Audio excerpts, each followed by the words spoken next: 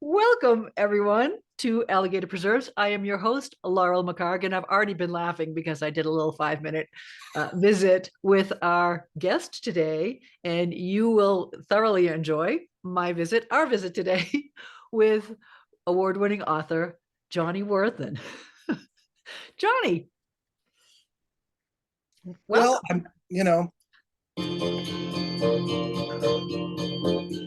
just so glad it's already once again Groundhog Day. It is it is Groundhog Day. It's Groundhog Day. I got you, babe. Wait, it's Groundhog Day. I got Wait, it's Groundhog. All right, I've done this. I set that up all night. It didn't even come off half as well as I would have liked it. Okay, well, thanks for having me. You, babe. That is really oh man, that song that forever entrenched with that classic existentialist comedy. But Bill Murray lost a friend over that movie because he was a dick. But you didn't tell me we were going to be singing a duet to start this off. And I haven't done that before. Oh, that's good. Our love won't pay the rent. Our writing barely does. Well, let me tell you something. You are known. I'm going to have you tell people what you want them to know about you. But what I know about you is that you're a tie-dye king. And so, believe it or not, people who know me will be shocked to know that I own no tie-dye. I think I have in the past. Somehow I don't now. But I went out searching for tie-dye the other day, specifically for this episode, because I was going to wear it too. And then I thought, no, this is about you. This is not about me. So I went with all neutrals today because nice. You're the tie-dye king. I don't mean to. It's just I'm a very lazy man. They say given the opportunity, you will dress the way you did when you were most comfortable in your life, when you were happiest. Apparently, I really had a good time in college following the Grateful Dead for a summer. So welcome to the tie-dye. And it was cemented finally at my first book signing when I went in tie-dye because I just love tie-dye. And the rule is you don't wear tie-dye for yourself, you wear it for other people because I don't know I'm wearing it. I learned this at the Grateful Dead show when people would come up to me and stare at my shirt. And I was wondering why. Am I that buff? No, it's because they're wearing tie-dye and they're tripping. But you wear it for your friends. So I don't know I'm wearing it. And it has to be a work of art. But anyway, so I'm wearing it to my first book signing. And my publisher said, it's not very professional. I was going, no, this is my style. This is going to be my brand. Oh, brilliant. I hadn't thought about it before that moment. Ever since then, I have had no problem stressing in the morning. None at all. And it hides stains. There's a whole curry on this. You can't tell. You could stand up and turn around and show people. I'll just show this. This is a great G. The idea is that it's also a work of art. The only mass-produced tie-dye I own generally say Grateful Dead on it. I bought it at a show, so they're old. But otherwise, I shop Etsy and farmers markets, and I find other artists performing, doing art because this is a thing. I don't know how you do this. I couldn't do this, but it cheers me up. I saw all the different things that I could purchase to make my own tie-dye t-shirt when I didn't find one, and I'm like, no, I'm just not doing it. I'll eventually find one, or maybe you'll send me one of your old ones that give me a crown or something. They're all a little large, but I'll send you something. But yeah, okay, it's just comfortable. It has really paid off me. People know me as the tie-dye. They haven't read my work, but they know I'm tie-dye. I also use it as a symbol because, hey, writing, symbols, words, deconstruction, 2 degrees in English, put it to work. I use it as a symbol of my multiple genres, because I'm that idiot who writes. Last time I counted, I was 6 distinct genres I've been published in, and my publishers aren't exactly thrilled with this, but I don't know. That's what I ended up doing. I absolutely love it, and I applaud your multi-genreism, if that's a word. If it's not, I just coined it, multi-genreism, because I too, my goal is to write in every genre before I, am composted next to my dog. Oh, okay. You can do that now. I think in Colorado you can compost your bodies now. It's a thing. Oh, really? Yeah, I don't know if you knew that. So there you go. I saw that you just legalized psilocybin mushrooms this week, like yesterday. Yeah, why not? So We should how have, are you? I am fine, fine, fine. we So your tie-dyeism is that's your uniform. And I understand uniforms. I'm a former Army officer, and the idea of not having to think about what you're going to wear every day because you have to wear a certain thing is so liberating. It's wonderful. Yeah, military ought to go tie-dye. Oh, wouldn't that be well, they fun? kind of do. Wouldn't Yeah. that The camo yeah, patterns camo. is where it came from. You know, Wouldn't that freak out whomever? I know. We're getting overrun by hippies, man. Wouldn't that solve all our world problems? Oh, Oh man, couldn't hurt, couldn't hurt. well, No, but it's I didn't think we were going to go in this direction, but you're coming from us from Sandy, Utah. Yes. Sandy, Utah, a suburb of Salt Lake, somewhere in the valley. Everything's in this valley. I mean, it's like 99% of the population of Utah is in this strip.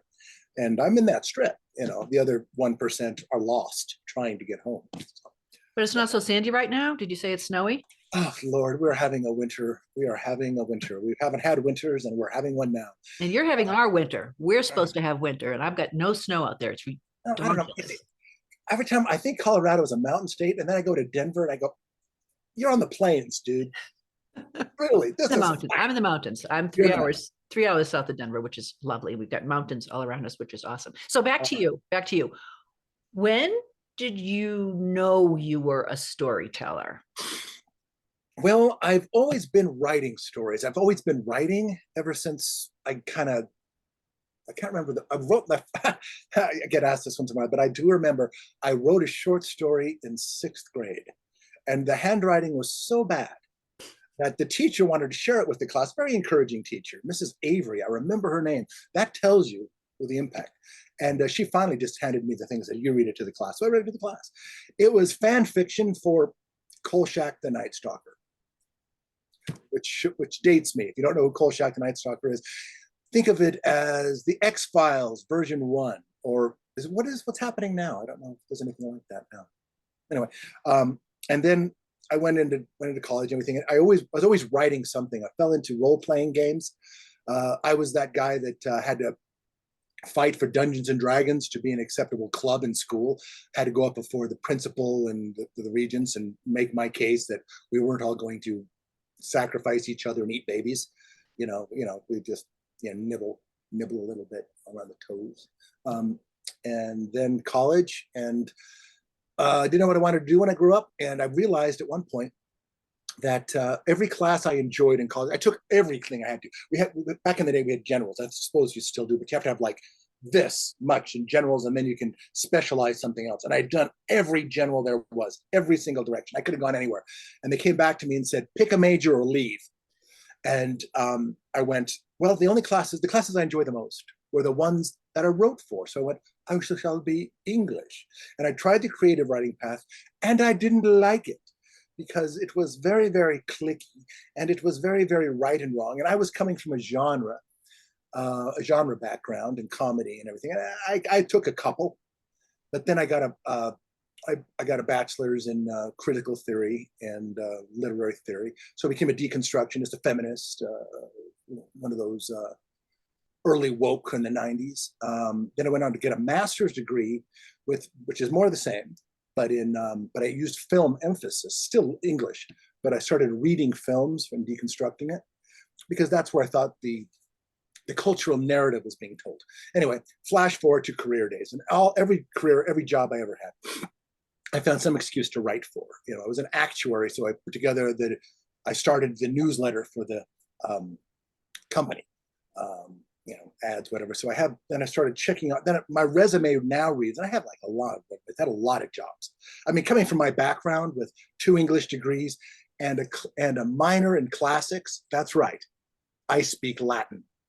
Now there are some job qualifications for you right there. So including I had a good long stint in fast food, where Haven't we all? I think I owned a restaurant. I opened a restaurant in Eugene, Oregon, and that's where the tie-dye kind of got started. You opened a restaurant in Oregon? Yeah. What kind of restaurant? It was a bagel shop. I figured I was trying to find something that the internet could. I was in between jobs again. I always jumped one job to another when a door opened. This one slammed with I didn't have anything for it, so I had to reinvent myself. So we, with a huge mortgage and scare and fear all over us, we kind of figured out how to start a bagel store, and we started a store called the Daily Bagel in Eugene, Oregon. That is there to this day, and it was nice because it closes early. Get it over with. It was something that the internet couldn't overcome. You could buy bagels on the internet, but they're better if you get them the day. Then, yeah. And then when the rains of Oregon washed my soul away, I returned to the desert mud from which I was spawned, back to Salt Lake. Don't ask me why I live here. There are days I just scratch my head. Were you born there? Yeah. All right. Yeah. That's why it called you back. Did you make your own bagels? I did. We had a bakery. We had a big freezer. We had a big huge mixing machines that would hold 6 or 7 homeless at a time, and we ground them up and we ground. It was anyway delicious bagels. We did very well. We had served breakfast and lunch and closed at 3 or 4 in the afternoon. So I was always home. It was a good time, but it was stressful because restaurants are tricky, and it was right when the Atkins craze came, and that hurt. So dealing with that for a while. Try to have a bakery serving Atkins. Here you go. Here's your lettuce and your meat, charging you for the bagel anyway. Anyway, back to Utah, and I got involved in real estate and land right before the bubble, during the bubble, after the bubble, and then God help me. I bought a business, and this is the last job I haven't had a boss since the 90s, so I'm basically what you call unemployable. So because you got nobody to call, you're going to call. They're all dead. Or but anyway, so I had a business in the drug war where I had a drug testing company, and it was so uplifting because people would come in, they'd pee in a cup, and I'd take their children away. Yeah, that got old, and when that was done, I said, you know what? All I ever wanted to do was write. I've been writing my entire life. My bucket list has one thing on top of it. Top 3 always is become an author, write a book. So I said, hey, we're doing it. I got a little war chest. We're going to make it run. And I did. And that was 11 years ago. So now I am 11 years into my 10-year plan to be an overnight success.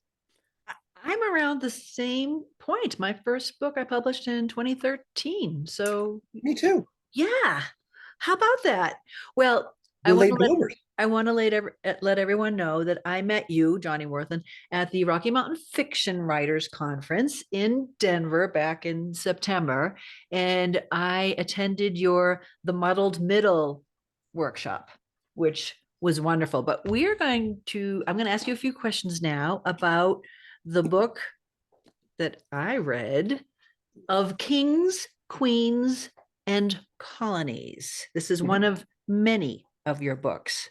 And so what I like to do with my author interviews is I like to ask my authors to give our listeners a little elevator pitch. Now, I don't know how many floors you're going to need to do an elevator pitch for this, because this is a dense, and I mean, dense, this is a dense book. You got a lot going on here. So I'm going to give you 4 floors. You better give me, you and you better have a screaming baby somewhere on there as well, just to be safe. Okay, well, the best I can do. I've never done any better than the back of the book, so I'm going to kind of cheat from that. Okay. Go. Humanity gets another chance, but will anything be different? Tagline. Okay. Nearly a millennium after the unsettling of old Earth. Oh, actually, I know what I want to do. Okay. I know. I can do this. I'm going to do the shared screen because I love this picture. Oh, he's going to show us a picture. So for those of you just listening, you're going to have to go to the YouTube video of this so you can see the Coronam system that Johnny is showing us right now. Yeah, so what happened here is nearly a millennium after the unsettling of old Earth, which was the moment when, believe it or not, at the time this was fiction, I envisioned a moment when rich people would build spaceships to leave the planet, leaving us poor sops behind. Anyway, that was the unsettling. of old Earth. But now the new civilized worlds are on the brink of war. The planet in Skari, that's the red one there, as an affront to tradition and the prophet on Temple, that's a planet below right, has placed Zabel, a woman, am I right, upon its throne. With the backing of the church, Brandon of Hyrax readies an armada to subdue Skari and unite the system under a single rule, his own. Meanwhile, an Enskarn group of separatists depart for the last unclaimed world of the system, Tirgwenin, at 12 o'clock. There they will find something strange, something low and connective, subtle and spreading, something alien, something truly threatening.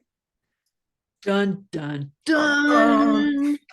So in what is probably one of the top 5 things that have happened to me in my career, book list compared this to Dune.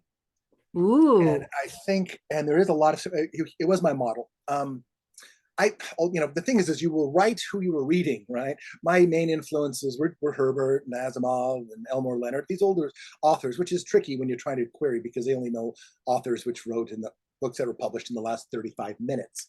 So for me, that's it. So I was very happy with that. But there are actually many simultaneous plots happening within the story, all weaving around the idea of this very nasty sun. What's happened is they find this system, Coronam. The sun is called Coronam. And it's so named, it means that's Latin for crown. Okay. And all the planets are in, there are slots for 12 planets in the Goldilocks zone, which means they can support life. And, somebody said, that's very unusual. That's very unlikely. That's too far. There is a reason for this. You don't learn it in the first book, but there's a reason for this. Anyway, so they fly to these things, and the sun is just a nasty beast. It's destroyed 3 of its planets already, just with these sudden eruptions and gravitational fields. So when the ships arrive, they're immediately basically EMP'd, and it's all they can do to crash on the respective planets. Electromagnetic pulse, by the way. Yeah, and electromagnetic which knocks out every electronic thing. So they're flying by the seat of their pants. They're lucky to live. These huge arc ships crash. But what it does is, since all the ships came from Earth at the same time, and they're all the same stuck-up oligarchy class that left Earth, not exactly the cream of the crop, in my opinion, but that's who they came. But so they all kind of came from the same mold. But landing on their individual planets, they're separated by virtue of technology for about 1,000 years. And now about 1,000 years or so after this moment, the planets are now communicating again. They have ships that can actually sail these storms. No electronics, so there's a lot of steampunk vibe to it. They use sails and plasma. And solar sails. Which is nasty. And there's hurricanes and things. But they've evolved differently enough that one of the planets in Skari has decided, because it was a very patriarchal society when they arrived. A woman's on the throne, which should be a big deal, provided she marries who she's supposed to. Well, she doesn't.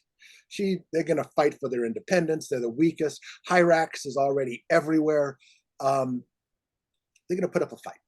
And the separatists, that's the other thing, is Skari has separatists. You don't leave the religion. The religion is called the Saved. Upon, of course, your salvation, but also the fact that you were saved from old Earth.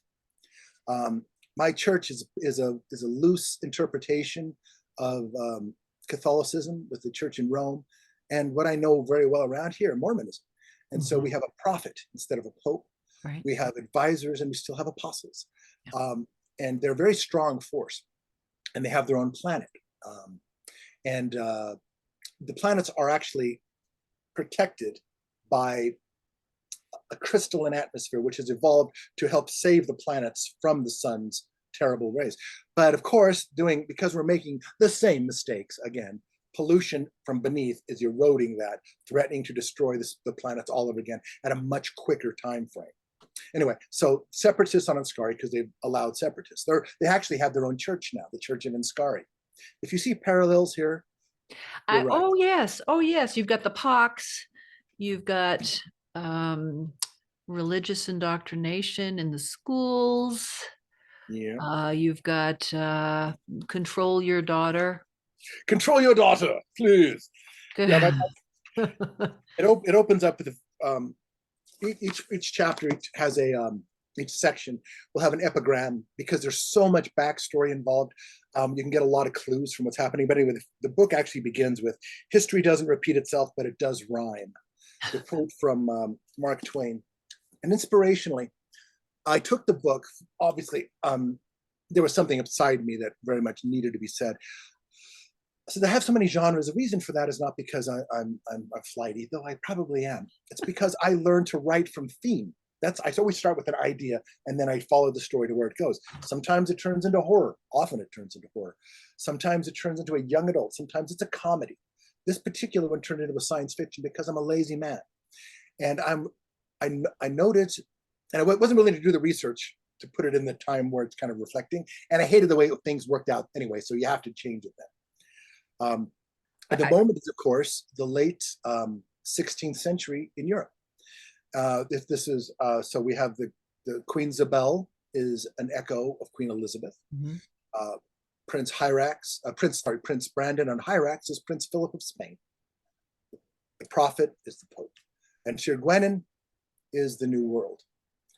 But things are different. I get to twist them up, and so there are these echoes happening, and I'm trying to show this because in my studies, I keep coming back to this moment in Western history as kind of a pivotal moment. This was the birth of the rise of the middle class on the one hand, the end of the commons on the other, and the beginning, the wholesale loosening of exploitative colonization. South America, Africa, we're grabbing, we're going for empire. And it gets nasty. We've kind of never really gotten out of that groove. We've never quite gotten into the all for one and one for all again. It's always them and us and exploitation. So I think that's kind of led to everything.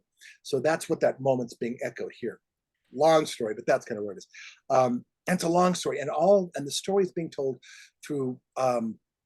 I think in the first book I have about 35 named important characters, and you can keep track of them. Trust me, you can. There are a lot of characters in this. As I said, it's very dense, and you have so many things going on. I would disagree with you that you're a lazy man, because you can't write a book like this and be a lazy man with everything that you have going on and everything that you're keeping track of. And your craft too. I just have to say, I love a good simile. So let me just read a couple that just made me go, oh, and there are so many. I mean, there were way too many for me. I'm going to just do a few. All right. Thunderclaps from distant lightning heralded the day, while waves of radiation, seen and unseen, churned up storms of clouds, iconic, electric, and dry, to harass the wet ones of sleet and much needed rain, as Coronam, their son, would have it. But before that, you have waves of blue and red auroras skittered outward across the sky like fleeing phantasms chasing the darkness. Ooh, I love that. Here's one when we're talking about the solar cells, right? Yeah. When turned up, the silks would ripple and sway in the plasma, stretched to the length of the mast, several kilometers or more, like flower petals arrayed around a central stalk. I mean, just beautiful. And then you have another chasing one here that I absolutely loved. Distant lightning. Again, you got some great things going on here. Distant lightning strikes flicked and flashed. Auras skittered like children chasing chickens. I love that because you both have, both the simile and the alliteration there going. Just, I mean, your writing is not the writing of a lazy man. So I'm just going to say that. Well, the funny thing is, one of the things that I run into is when you get the bit in your teeth, and I love this story. I wrote all the books. I wrote 450,000 words of Coronam as a method of me dealing with society and envisioning hope and having a good fight. I love this book. I think every author of my generation, probably every generation, dreams of writing that trilogy, right? But when I got this book picked up, I was a small press, I thought, called Flame Tree Press, and I hooked up with an editor at a conference. Go to conferences, writers. And I didn't think much of it. A nice small press, probably the biggest I've had so far. and didn't think anything of it. And then some of the edits came back, and there were two main edits. Otherwise, the edits were great. The first edit was I used a lot of these and thous, and I didn't do them well. But I did that on purpose because I'm imagining that they're trying to relive those high times of that, and they didn't know what they were doing very well. I said, well, it's kind of sloppy. It doesn't really add anything. Can we take them out? I said, you're my editor. You're giving me a chance. Yes, if you believe so. And the second one was a little stranger to me. And this was from my editor, Philomena, came back and said, okay, so I'm paraphrasing some of the story, but it's kind of, okay, so your titles aren't being used right. You know, I have lords and ladies, kings, queens, dukes, earls, all that, you know. So there's a major character called Sir Nolan Brett, okay? Sir Brett, please come here. We have some tea and crumpets, right? So, you know, to me, it sounded right. She said, no, that's not how it's done. It would be first name, Sir Nolan, not Sir Brett. It would be Sir Nolan, not Sir Brett, because the first name. Because once you're a Sir, it's a small, happy family. And I said, well, you know, who's going to know? Who's going to care? Who's going to know? And the answer came back to me. Everyone on this island. That's when I looked closer and saw that Flame Tree was based in London. And New York was a subsidiary. So, oh my goodness, wow, this is amazing. So yes, please help me, save me from being an idiot. So the American ear had betrayed me, and that would have been some laziness. I had to check. You don't even know to look for that kind of thing. But for me, intellectually, it became a stretch because now suddenly all these characters that I knew under certain names, Sir Brett's is one that really sticks to me, now became Sir Nolan, and I had to like wind my gears back to get that in my mind. But by the time the editing of the third book was done, I was there. But that's just it, you know. You don't know what it is on the research. Even science fiction needs research, you know, because you have to have the connections in the past for people to understand. Right. And so you're not lazy, so stop telling people you're lazy. Oh, okay. Even though you I'm were a very ambitious dude. But this is of kings and queens in colonies. So talk a little bit about the bees and honey. Okay. Well, all right. So one of the things that struck me, this is a double thing. I read an outstanding book called Roanoke by Lee Miller, who I sent a copy of this book to, and I hope you're still alive and got it. But it's an outstanding book. For those of you who don't know, the first English colony on the New World was at Roanoke. They called it Roanoke, Virginia. I think it's a Carolina now. But at the time, it was Virginia. Everything was Virginia. Virgin Queen, get it? Anyway, so, and it failed. It was mysteriously lost. Woo! And then later, they tried again at Chesapeake Bay, and nothing but good things happened out of that. There was no starvation, nothing like that. They weren't eating their shoes. Anyway, what happened to Roanoke was not so much as they got lost, it was that they were absolutely betrayed, according to Lee Miller's reading of history, is that it was a political thing, is that whoever put their colony on the New World first kind of owned it. So the question was, a man named Sir Walter Raleigh had sent the first colony. And for some unknown reason, their colony was placed on the only piece of land in all of North America where the English were hated, absolutely despised. Oops. And then they were left there. Oops.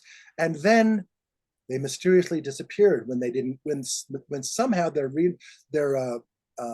resupply didn't show up. And then the story, and that happens. And so that was the idea. I hated the ending there when I realized they were absolutely betrayed and they were trying to do this. Also, they were kind of creepy because the original colonists weren't fleeing to have religious freedom. They were fleeing so they could oppress other religions. They just didn't have enough power.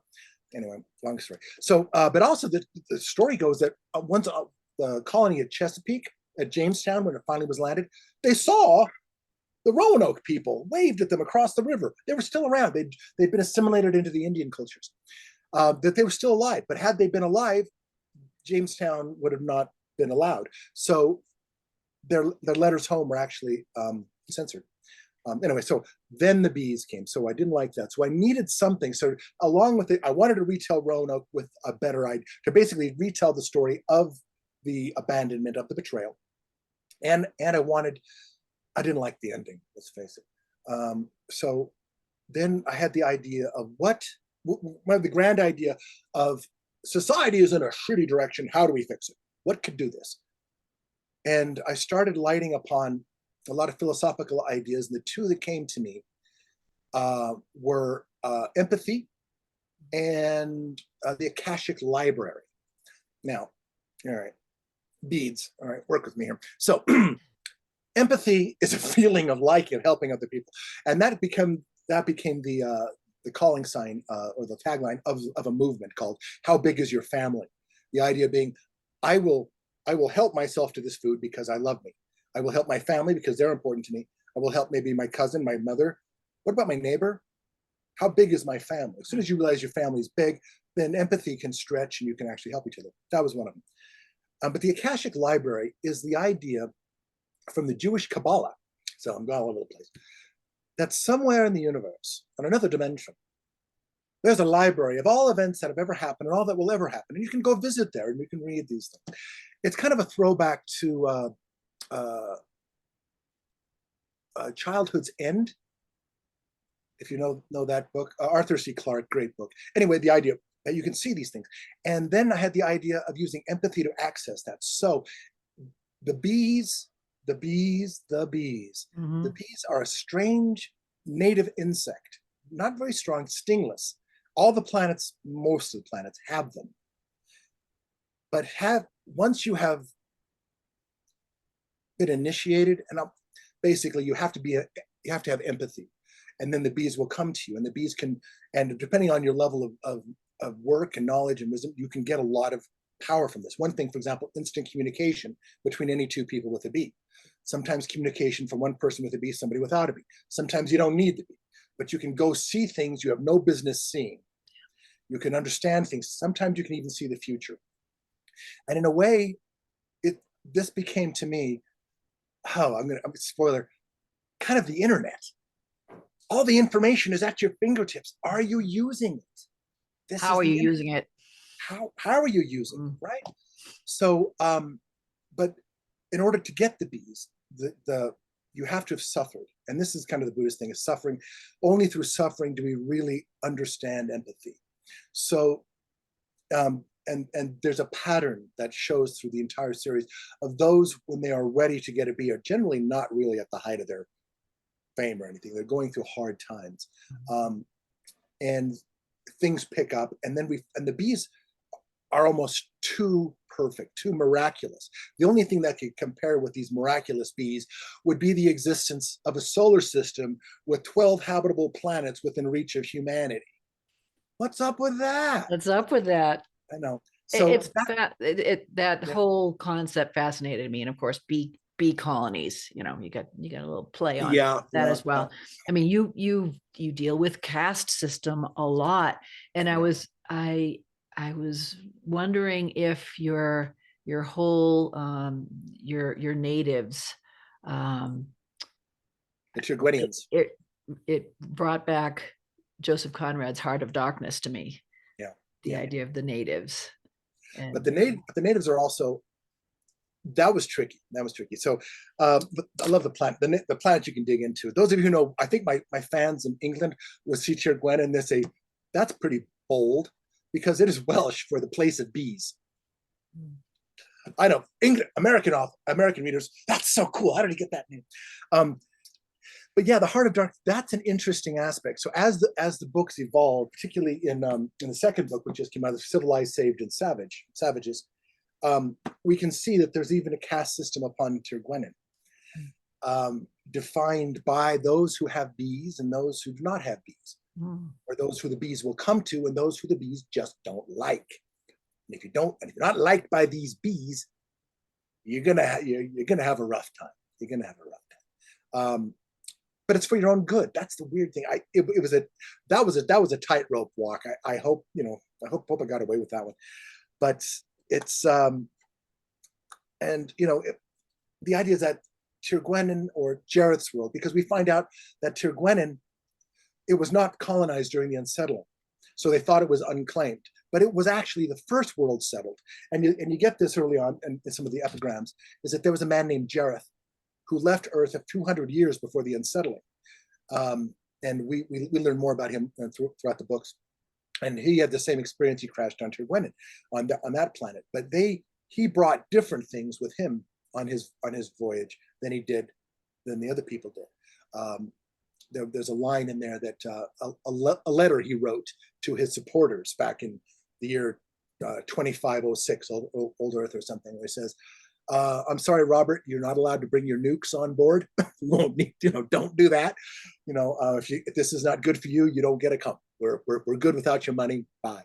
And that's the idea, is that, can you build a better society? How would you build a better society? And their society looks primitive. And so, in addition to all that you've already talked about, I mean, you would characterize this as high fiction, yes? I call it high sci-fi. Hi-fi. Well, I call it social epic social science fiction. Epic social science fiction. Yeah, because it's more fiction than science. I mean,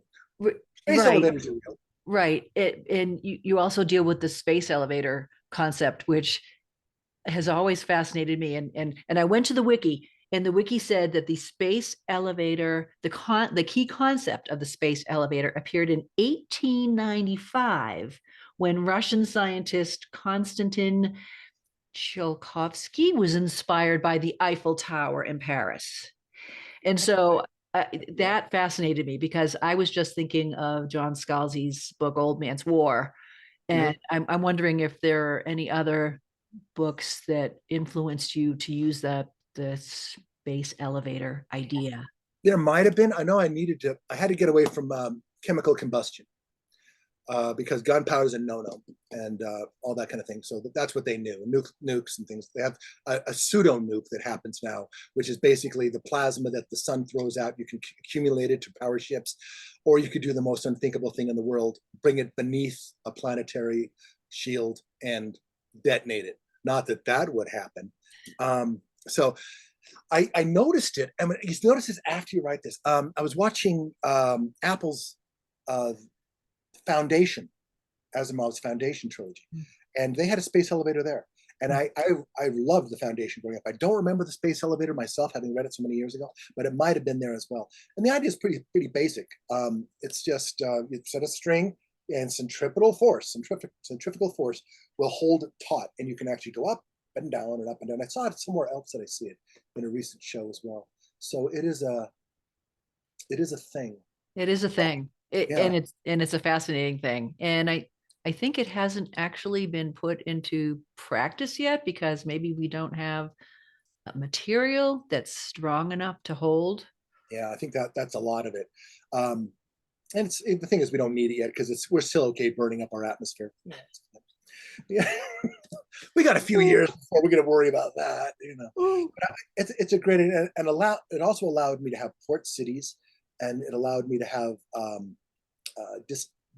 distances, and to have the feel of just being able to land anywhere you can't anymore. Some ships can, but in order to do that, they basically have to become a temporary space elevator themselves, which allows for landing craft and all the nastiness that happens there. Mm-hmm.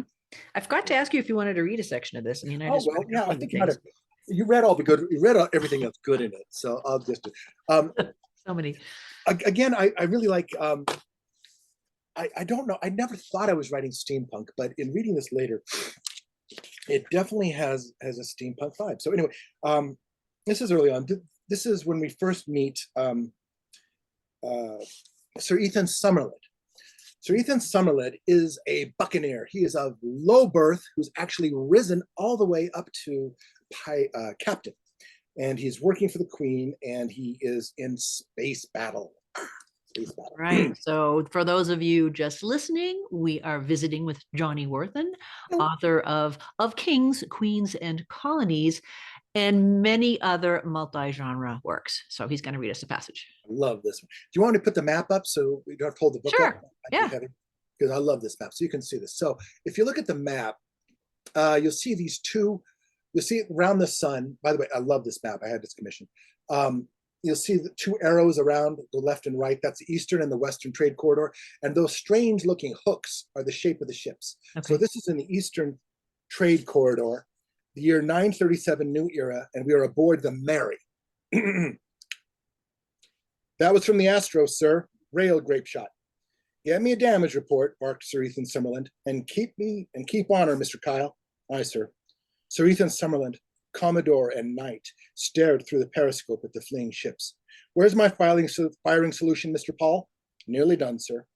Sir Ethan glanced above him at the strapped weapons officer and listened to the clicks of mechanical computing devices. Mr. Paul swore under his breath and reset the machine for another try.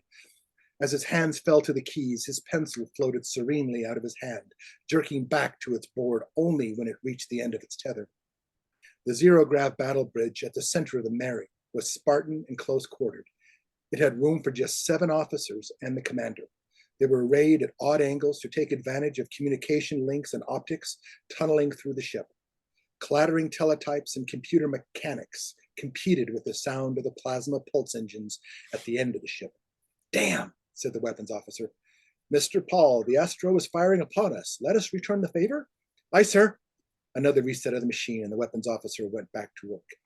Ethan knew the strain the man was under, knew the complicated maths needed to send rail shot across thousands of kilometers of space into an enemy ship from the gun platform.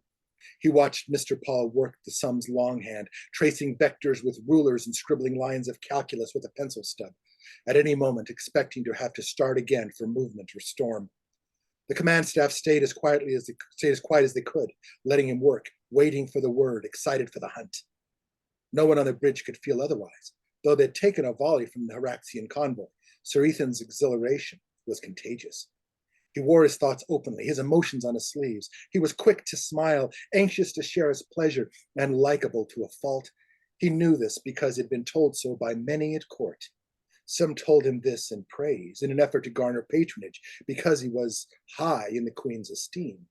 Others had told him the same thing in warning, for the same reason. He was a favorite. Damage report, Sir Ethan, said Mr. Andrews. Go ahead. 3-meter ablative armor scar in 6th quadrant, said the damage officer. Latitude, 18. Ethan visualized the place on the ship where they'd been struck. By necessities, the ships flew between Coronam planets. The ships that flew between Coronam's planets had the same general design. The main hull, which carried crew and cargo, was a spinning cone pivoted, pointed ever at the sun. The hull was stacked with reflective ablative armor, composite layers of radiation shielding, gold, steel, lead, crystal fiber, and carbon thread, at least 10 meters thick. Warships often had more than this, often much more, but this was the minimum to get men around the angry, spitting star with any degree of safety. Like hellfire hurricanes Coronam bred on the oceans of the worlds, the star itself shot out unexpected flares of radiation and debris, cinder light and gravity quakes that could tear even 20 meters of armor and turn dense mass to molten slag in the flash of a flare. The flash of a flare. Do I love that. Do you see this being a TV series? Oh man, I dream of that. I would love it. I was saying, you got the costumes, you just you got them in the closet. You got these. I'd kill for this. I would absolutely kill for this. This would be a high dollar production. I don't know. You see, a lot of it it's a lot of it's boudoir. Oh, I don't know. Pretty awesome. I would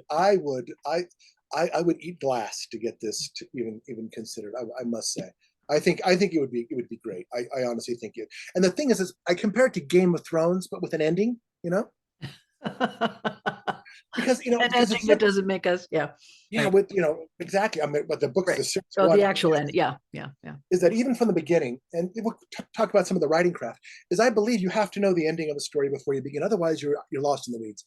Even if you don't get to that ending, you get to another ending. Having an ending keeps you moving. Are you a planner or a pantser?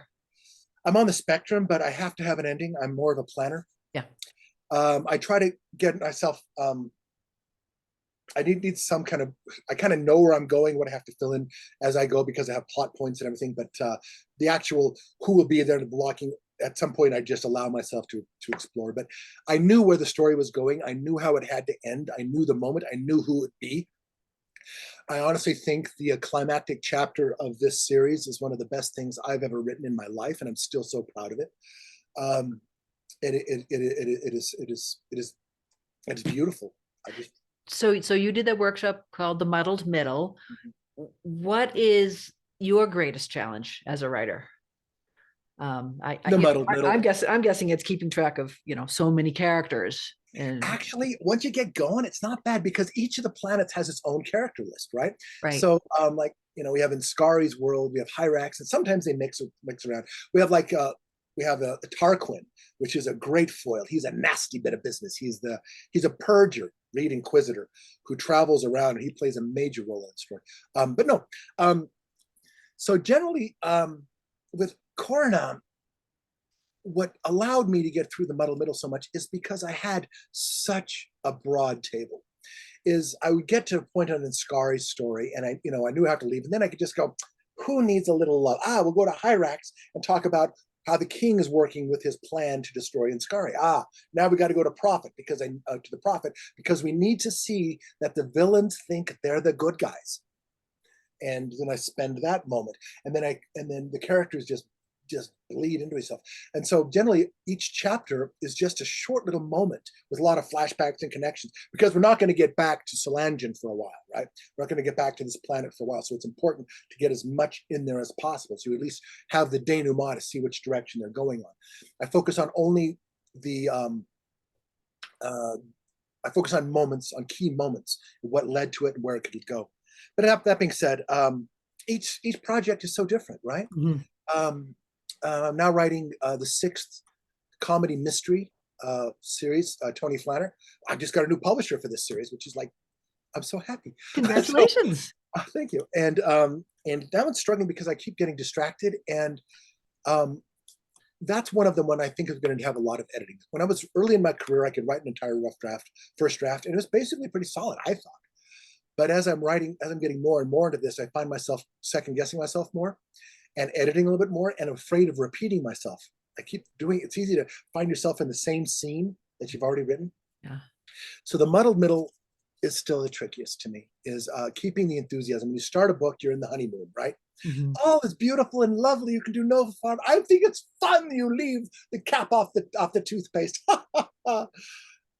And then it settles in, and then it's a whole new world.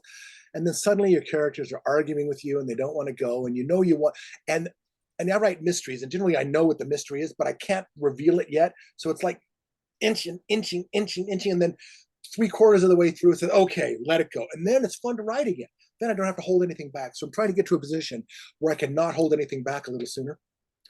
But I don't know, each project is different. Book 2 was hard for me in this particular series because there was a lot I had to hold back on. Because the whole book 2 in a trilogy, is it a trilogy? Yeah. The whole book 2 is your middle. Is the middle. So yeah, and I knew what I had to get to. And I knew, and luckily book 1, I had the model of actual events to help echo. Book 2, I had a few of those as well. So what actually happened? What did people actually do? And then, I folded in a revolution. There's one of my favorite planets in this system is Mara. And Mara was one of the civilized planets, but it's become the slave planet. It's one of those planets that arrived late, but got the good word, but was not strong enough militarily to overcome the rest of them. So for some reason, even though they're from the same planet, the same heritage, somehow they're lower life forms and can be used in chattel slavery. So echoing heroes of mine, we have a character named Andre Bruin, because John Brown was taken. And so we have a slave revolt happening there. And that one was just, to me, a whole different novel happening in the parallel of all the rest of them, So we have the Hyrax and the Inscari battles back and forth, and the Prophet finally realizing what's going on. Oh my God, these bees are serious, And then we have popping revolution here and there. And so for me, it always had a lot of places to go. And I did lean, I actually, in book 2, I brought in another planet. There's a planet called Solangen, which is a nasty bit of business. I considered it, the closest parallel would be post-Spanish conquest South America. Oh boy. And it was, yeah, it's not a pretty place. And I have, in the second book, I introduce two missionaries who were sent there from the temple to convert the natives who are savages. And that's the savages. Because you're Wow. civilized, you're saved, you're a savage. And these savages are truly savage. And in a way, the whole place, it's kind of an apocalypto. If you got through Mel's movie, there's a lot of echoes of the madness happening there. And this is when we first noticed something really, really, really, really, really, really strange. And that is, a little spoiler, is that each planet's people, because of the radiation, have developed certain characteristics. If you're on Skari, the reason it's a red planet is the solar radiation has kind of colored your hair red, colored you red. You know, Lavland, a little green, a little blue from Claremont. Adaptations. People have adapted to their challenges. Yeah. And to Gwenin, they're kind of yellowish gold. So as these missionaries are on this planet with these mad savages, look, they find yellow people there. They have no business being there, and so I love that moment. All right, don't tell us anymore. So that gives me a whole new avenue. So it's exciting to follow those things, and the Pantheon of the Platters, it's a good thing to bring up, because although I had the overall arc of where the story was going, who the major pieces were, by having an outlet for some of these, dare we call them subplots, which actually will inform the main plot as they must. Yeah, I had a lot of leeway on it. And if you can write your story in one sitting, you don't need an outline. You really don't. Ooh. But my God, if this is going to take you a couple of years, it's a good idea to take some notes as you go. So these other planets and these other stories and these vignettes really were just cathartic, because I could just express myself and let the muse come out and get that pantsing rush, which I tell my students is a bad thing, but it's not. It's lovely. Listen, Gromit, it's lovely. Oh man, I don't know. I'm so excited. I cannot believe it got published. I honestly wrote them all thinking I will be self-publishing this at best, and I think it's a complicated piece, though. I'm getting a little bit. Well, getting it published is, of course, outstanding. I've had some good. I hit bestseller thanks to promotion. You seem to like it, which makes me very happy. But considering what most direction of genre fiction goes, this isn't exactly a space opera. Right. This is, you're reading half history, and so it's. Because you were such a lazy man in writing it. Not because I'm lazy, man. I'm getting too much in there. So we're talking now about a possibility of book 4. I've always thought there was a second trilogy that happened about 1,000 to 2,000 years after this one. That could happen. Okay. All right. So I don't know. I hope I have the patience to hope I find my audience, a large audience that continues to do it, because the book is, luckily, because it's not so contemporary, it should last. It should have some staying power in the canon. If you can read this, and you could have read this last year, you could have read this next year. It's almost historical fiction-y. Yeah, I know, right? Add that to my list of genres. I mean, yeah, put that on your list of multi-genre works. So completely different topic. Excellent. Aside from your deciding that you are going to be the tie-dye guy, what's the most controversial thing you've ever done? Well, I led a writing organization. The League of Utah Writers is the state's oldest and largest writing group. Founded in 1935. It's still alive. It's like any organization, it has its peaks and troughs. I joined that and kind of really did a lot of good with it. I turned it around. It was in financial difficulty. Now it's running strong, but it's an organization. And herding cats is tricky. I might have made a few people angry. I still don't know why, but I did some controversial things. Moving our conference to a single place. I got some heat for that. No, I'm not going to say too much. What other controversial stuff I've done? I once said Superman is the worst character ever invented. At a Comic-Con. That was kind of fun. Yeah. Oh my. Well, no, think about it. Think about this character. So I'm on a panel at a Comic Con. It's called Comic Con at the time. Now it's called FedEx. And so we're talking about good characters and what characters. And I mentioned the worst character in all of American culture is got to be Superman. He's bad. And it's because he has no faults. Characters are interesting for their faults, not their strengths. Now, maybe in 1939, the thinking was different, but I find nothing interesting. There's a reason why Batman is the guy, because the Batman is nothing but faults, right? Mm-hmm. So I say this, and in the back, in the middle of the place, a man stood up and said, I disagree, he said. I said, what? Okay, tell me it's Superman's faults. And he quoted scripture and verse in issue number 763 on page 25, panel 3. It says specifically, and I quote, I love people too much. I don't think that disproved my point. Huge gasp, huge gasp in the audience. I am, but I'm thinking, okay, that's like when you're at a job interview and they ask you, what are your faults? Yeah. Oh, I'm too much of a perfectionist. I care too much about my job. No, that's not a fault. That's praise. And what's that called? False modesty or something. False modesty, yeah. So anyway, Right. I thought that. So I got heat for that for a while. But I don't know. The DC people came out. Here's a lightning round for you. Okay. Ready? Sure. Chocolate or pistachio? Lightning round. Chocolate or pistachio? Pistachio, if I can get it. Yeah. Well, I shouldn't say right Okay, answer or that's a wrong good answer because that's your answer. But okay. Fall or spring? Fall. Star Trek or Star Wars? Trek. Dogs or llamas? Dogs. I mean, dogs are low on the list, but man, it's hard to train a llama to do it on the paper. It just is. Hey, Bagel, come here. You talked about bagels earlier. Come here, Bagel. Bagel, come here. Come here. You know, when I lived in Oregon, we had llamas. Come here. Come here. Come here. They're not very friendly. I want to introduce you to. Come on. Come here. Those of you at home, there's a llama on Laurel's. Oh, it's a dog. Want to introduce you to Bagel. This is Bagel, my grand dog. Oh wow!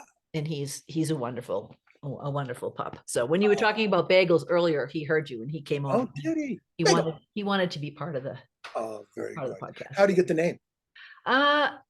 He followed my son home from a burrito shop in Texas. So and he looked at him and he said he looks like a bagel. So that's don't ask me. We have a creative youngest son. Both our sons are creative.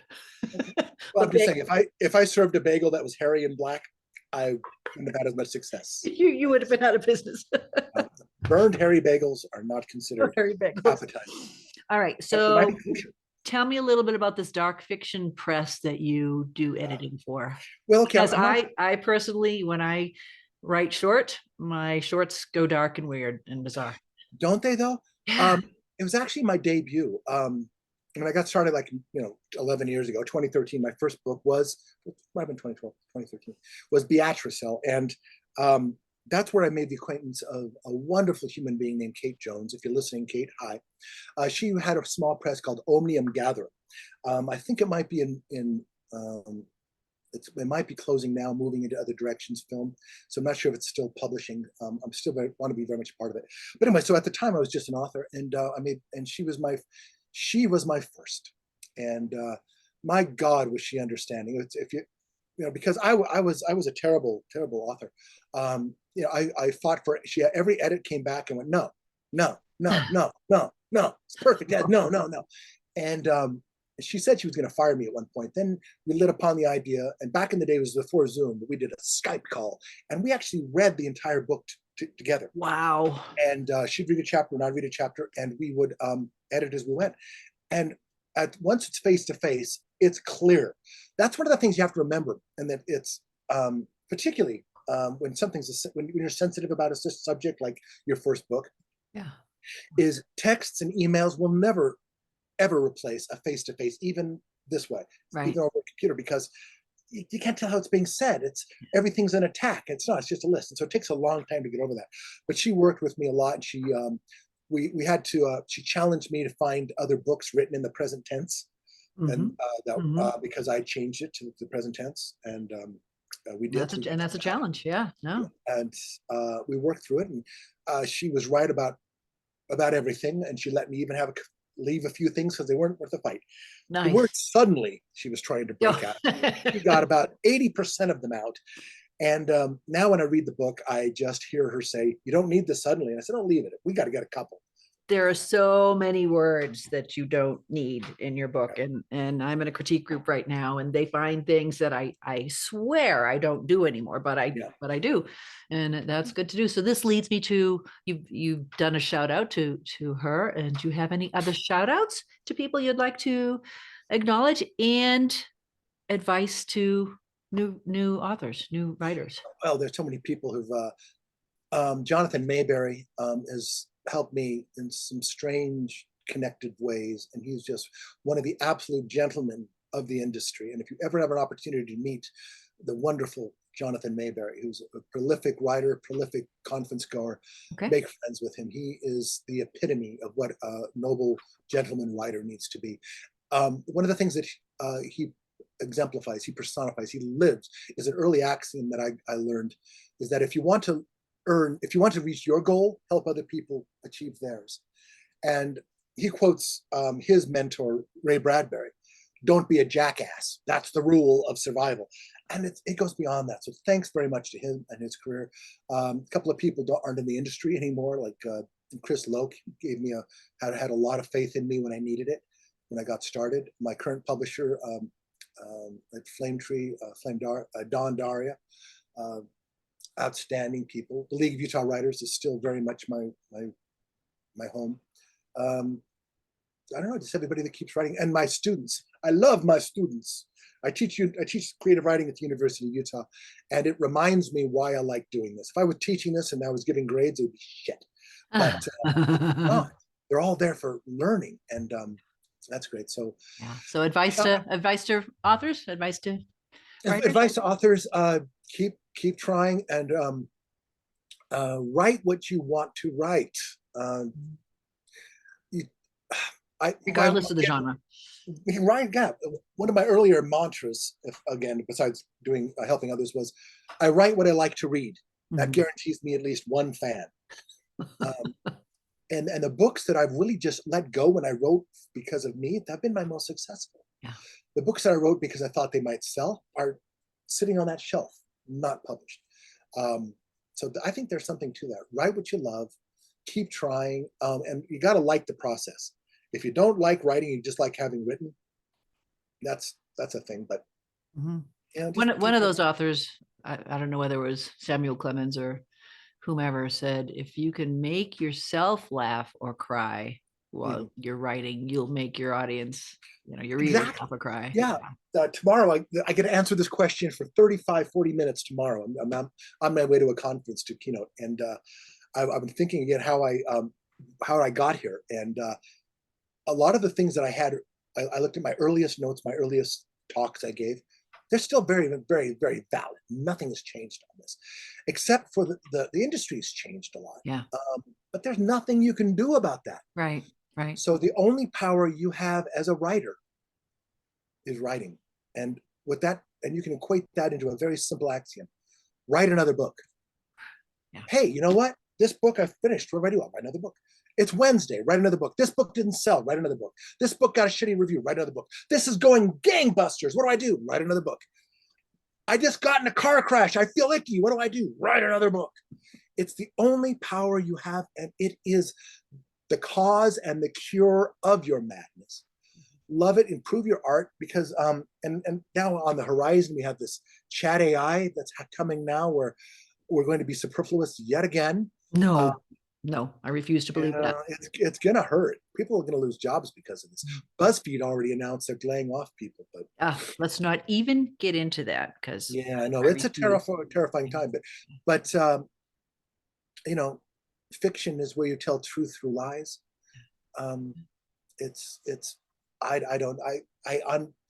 If you're not here, you don't know what I'm talking about. But there is an absolute transcendent spiritual quality about getting into the focus and getting it all done.